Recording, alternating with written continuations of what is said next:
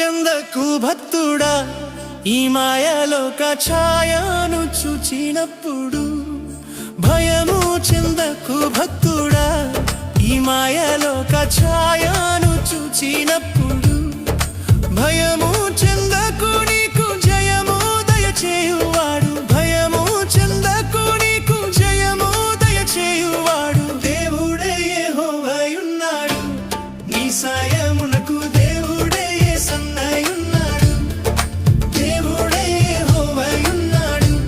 నీ సాయమునకు దేవుడే యేసన్నయున్నాడు